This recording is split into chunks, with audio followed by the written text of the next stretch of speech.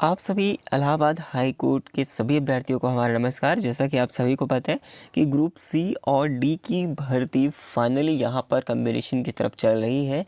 अब ये कॉम्बिनेशन अगर जो भी होने वाला है, अब इस संदर्भ में एक मुख्य बिंदु ये भी आता है कि आखिर एग्ज़ाम को लेकर के कितना टाइम लग सकता है, क्योंकि अभी फ़िलहाल में ही मैंने पिछली वीडियो में आपको जो पोस्टपोन्ड नोटिस आई थी, एग्ज़ाम को एक्सटेंड किया गया है, वहाँ पर कुछ रीज़न की वजह से उन्होंने जो जुडिशियल का एग्ज़ाम होता है उसको साफ साफ उन्होंने दिसंबर में करवाना था, जो कि अब उसे पोस्टपोन कर दिया गया है अगले नोटिस तक के लिए। मैंने उस नोटिस को दिखाया था, वो वीडियो ज़रूर देख लीजिएगा, बाकी टेलीग्राम पे आपको मिल भी जाएगी। ठीक है, चलिए यहाँ पर आगे जो मैं एग्ज़ाम सेंटर की अगर बात करूँ कि एग्ज़ाम सेंटर की क्या व्याख्या है, आखिर एग्ज़ाम सेंटर के बाद जो एग्ज़ाम शेड्यूल है ये नेक्स्ट कब तक होगा, क्योंकि जुडिशियल के एग्ज़ाम के बाद ही जो है कहीं मुमकिन हो सकता है, क्योंकि जुडिशियल का एग्ज़ाम होना था दिसंबर के अंदर, मेरी बातों को ध्यान से समझना। अब वो पोस्टपोन करके अगली नोटिस तक के लिए स्थगित कर दिया गया है कि जो अगली नोटिस आएगी नई डेट पे उस तब जा करके जुडिशियल का एग्ज़ाम कराया जाएगा। क्योंकि वो बिंदु में इसमें बहुत ज़्यादा डिफरेंस, क्योंकि वही एनडीए एजेंसी जो है, वही एजेंसी उसका भी एग्ज़ाम लेगी, तो एक साथ तो एग्ज़ाम ले नहीं पाएगी। तो ये मान के चलो पहले जुडिशियल का एग्ज़ाम होगा, उसके बाद ही कोई डेट मिल पाएगी। ठीक है, तो इस बार थोड़ा सा टाइम लगने की संभावना है, लेकिन उस अपेक्षा में नहीं जो कि सभी यूपी डब्ल्यूएससी कंडक्ट आता है, जो भी भर्ती होती है उसमें कोई पता नहीं होता कि भाई इतने टाइम में कब एग्ज़ाम लेगा कब नहीं लेगा। लेकिन ये इलाहाबाद हाई कोर्ट में हमेशा से हमेशा देखा गया है कि बहुत ज़्यादा मैक्सिमम से मैक्सिमम 3 मंथ, नहीं तो दूसरे महीने में करीब 2 महीने के आसपास ले ही लेता है एग्ज़ाम में। ठीक है, इसका सिलेक्शन प्रोसेस बहुत जल्दी से कवर होता है।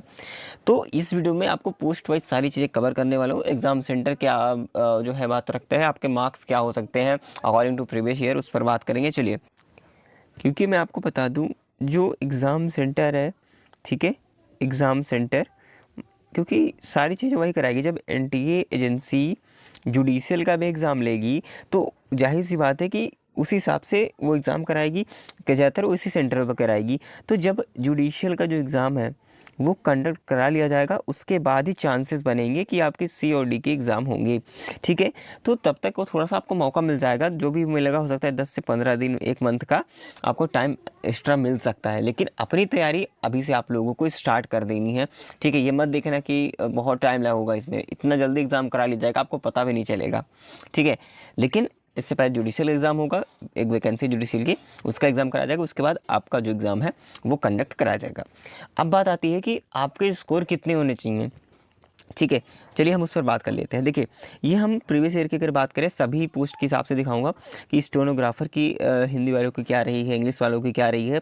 अगर आप प्रीवियस ईयर देखें तो इसी के आसपास वैकेंसी रही है। ठीक है, यानी कि बिल्कुल सेम वैकेंसी मान के चलो, थोड़ा बहुत 10-20 का फ़र्क पड़ता है। ठीक है, तो इस हिसाब से वैकेंसी थी, तब कट ऑफ कितनी गई थी स्टोनो के लिए, हिंदी वाले जो स्टेनोग्राफर थे उनकी की बात करें तो अनरिजर्व में 162। अब देखेंगे ओबीसी की बात करें तो 153 कट ऑफ गई थी। शेड्यूल कास्ट की बात करें एससी की तो 145। ठीक है, वहीं एसटी की बात करें तो 135, और वुमेन जनरल की बात करें तो यहाँ पर 156 रहती है। तो वुमेन जनरल का भी अलग कट ऑफ जो है वो सेपरेट लगता है।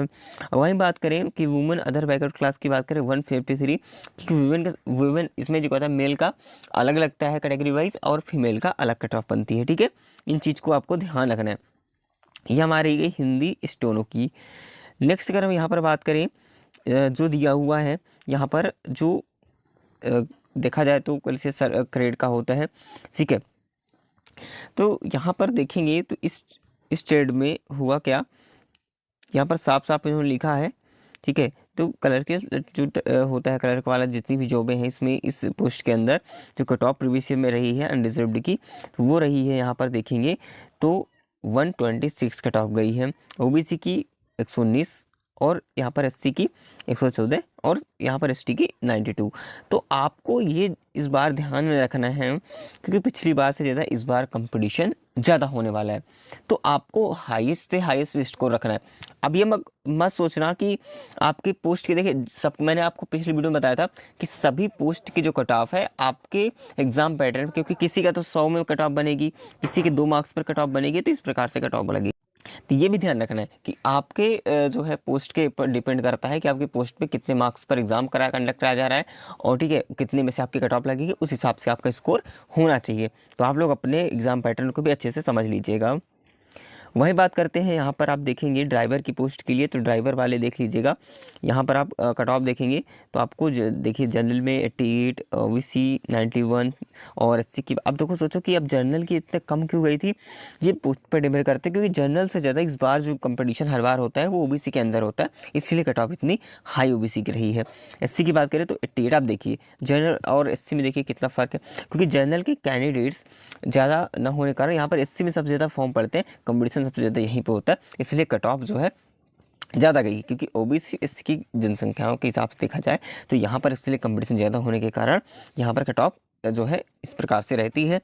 लेकिन यहाँ पर अगर बात करें तो इस प्रकार देखो कि ओबीसी में सबसे जनसंख्या में देखा जाए सबसे ज़्यादा जो तैयारी करने वाले होते हैं वो ओबीसी के अंदर ज़्यादातर पाए जाते हैं, इसलिए कट ऑफ का डिफरेंस भी होता है और आपकी पोस्ट पर भी निर्भर करता है आपकी कट ऑफ क्या रहेगी। ठीक है, यहाँ पर आपको पता है क्लियर।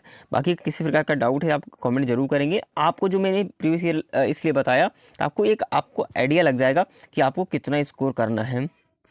ठीक है, कितना स्कोर करना है इसका आपको आइडिया लग जाएगा। ठीक है, इसीलिए मैं आपको बता रहा हूँ कि आपको इस बेस पर देख चलना है। इस बार जो मैंने कट ऑफ बताई है इससे आपको कम से कम 5 से 10 मार्क्स कोशिश करना है एक्स्ट्रा लाने की। ठीक है, अगर आप इतना एक्स्ट्रा एफर्ट करोगे तो कहीं ना कहीं 5 से 10 मार्क्स एफर्ट करोगे, एक्स्ट्रा लाने के लिए मेहनत करेंगे तो कुछ नहीं तो 3 से 4 नंबर 5 नंबर तक आ ही सकते हैं आराम से। ठीक है, तो इस हिसाब से आपको लगना है कि फाइनल आप तैयारी तक आप फाइनल मेरिट तक पहुंच सको। अगर किसी प्रकार का आपको डाउट लग रहा है तो कमेंट करेंगे, मैं आपका रिप्लाई तो ज़रूर करने का प्रयास करूंगा ताकि आपको एक एक बात जो है वो क्लियर हो सके। साथ ही साथ आज हम बात करने वाले हैं इलाहाबाद हाई कोर्ट की बेस्ट बुक के बारे में, जो चक्षु पब्लिकेशन की है, जो कि काफ़ी अच्छा कंटेंट इन्होंने तैयार किया है अकॉर्डिंग टू न्यू ईयर, यानी कि आप सभी के नए पैटर्न या 2025 के अकॉर्डिंग ही इसे न्यू पैटर्न के बेस पर ही इसे जो है डिज़ाइन किया गया। हर तरीके से अच्छा कंटेंट इन्होंने डाला है, जो कि पिछले कई वर्षों से इनका काफ़ी अच्छा योगदान रहा है। बहुत सारी भर्तियां हुई हैं, अदर कम्पिटिटिव एग्जाम्स के लिए भी काफ़ी अच्छा रिजल्ट इन्होंने दिया है। क्योंकि इसकी खास बात यह है इन्होंने अपने ही जो है कंटेंट के अंदर प्रैक्टिस सेट भी इन्होंने इंक्लूड कर रखा है।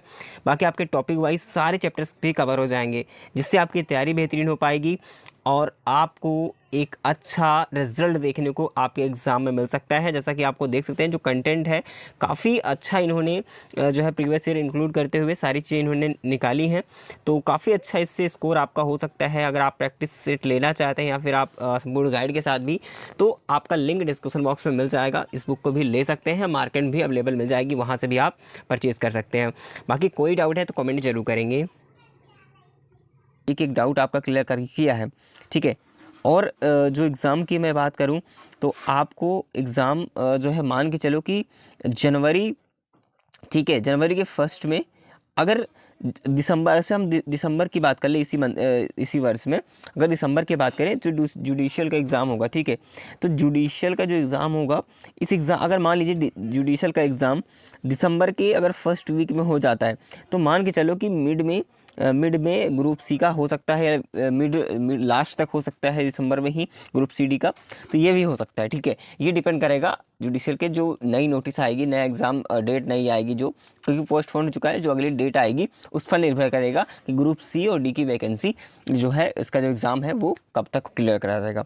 ठीक है, तब तक उम्मीद से आप लोग तैयारी कीजिए, मैं आप लोगों को बहुत जल्द अवगत कराऊंगा। जैसे ही उसकी ऑफिशियल नोटिस आती है तुरंत आपके सामने वीडियो मिल जाएगी।